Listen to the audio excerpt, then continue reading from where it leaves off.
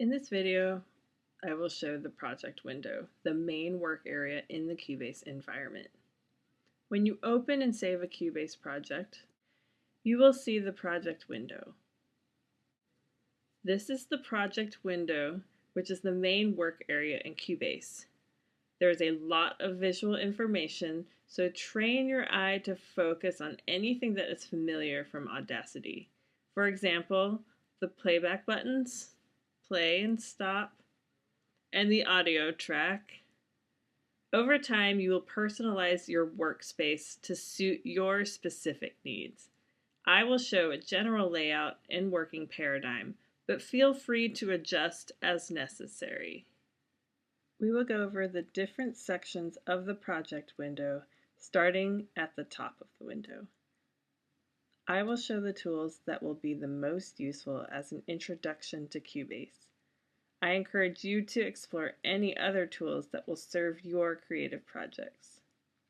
There are two very helpful interactive help features. As you work, make use of the hover function. When you hover the cursor over a button, the system will show help text that indicates the functionality of a tool.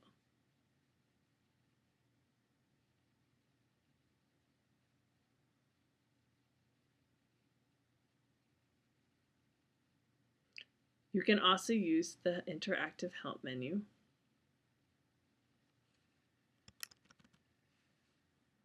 I will go over the tools that will be most useful for this unit.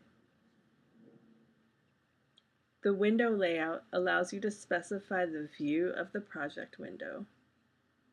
You can enable and disable each of these views.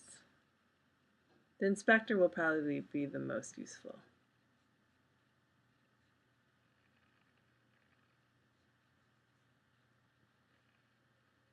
The transport controls you might recognize from Audacity.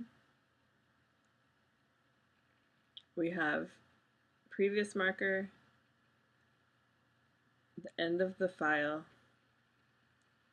cycle or loop on and off, stop, play, and record. Then we have the cursor, the zoom tool, which allows you to zoom in and out. If you hold down Command and zoom, you can go the reverse direction. You'll often need to use the line to draw in automation lines. This is the play and scrub tool. When I play, I'll hear the audio as is. When I switch to scrub, I can use the cursor to scrub across the sound files to find specific locations.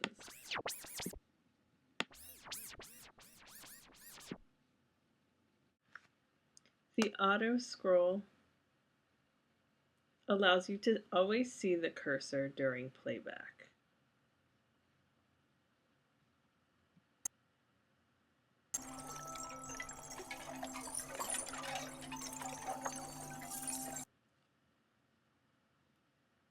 If we disable it, you will lose the cursor during playback when it reaches the end of the display.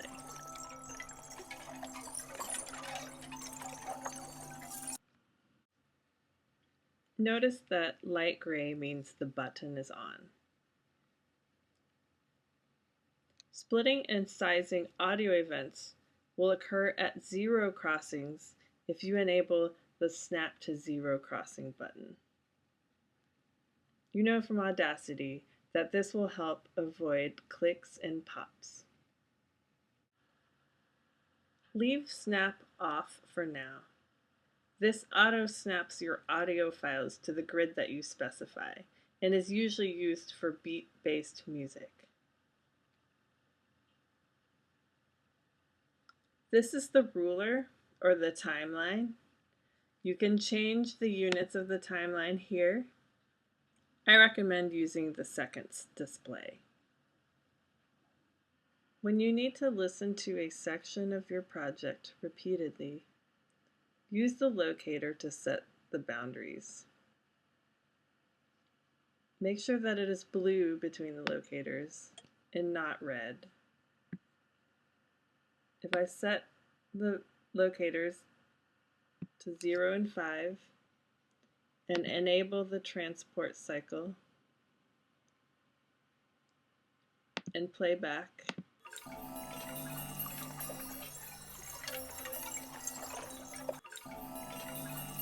I'll loop between the locators.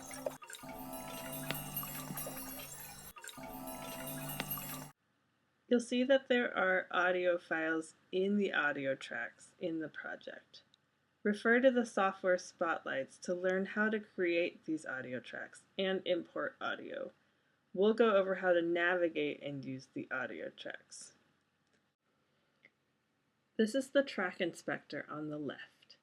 When I select an audio track, the information for that track shows up in the inspector.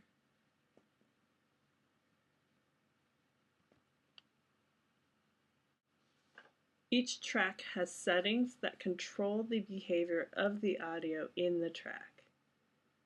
The track name is here. You can change it by double-clicking.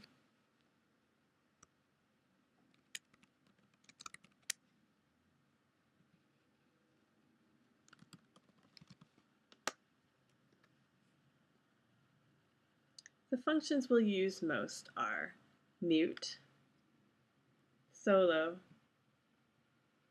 Sometimes you'll use record if you want to record yourself. And this symbol here just indicates that it's a stereo file. Mute silences the track. So if I play this back, I won't hear anything.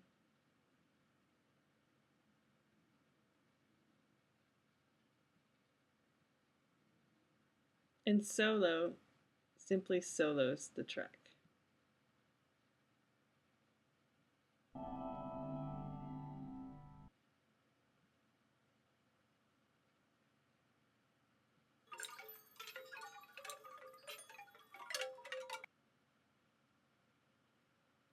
If you double click,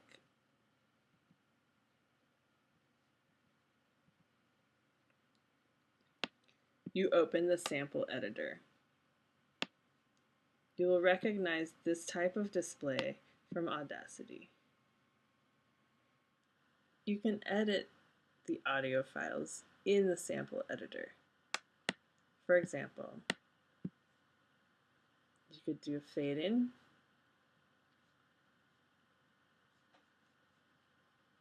and you can fade out.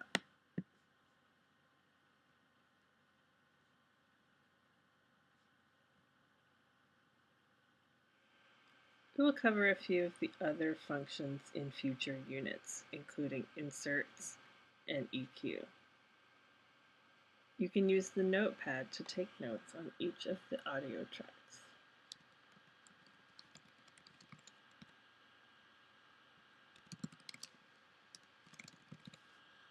To view all of the sound files used in one project, go to Project, Pool, and here you can see all of the audio files that are used. This is helpful if you have hundreds of files in one project. When we work with audio tracks, it is helpful to have different view options. Use these sliders to resize the waveforms.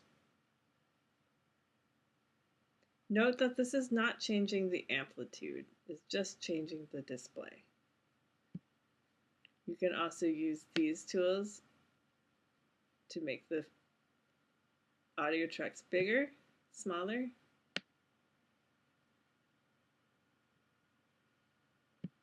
And you can also resize each individual track.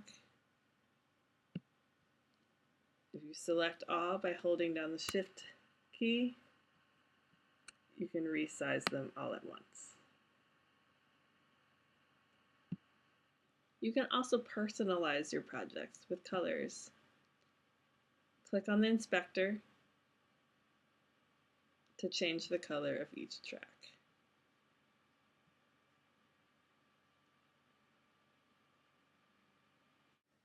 We can use the spacebar to start and stop playback.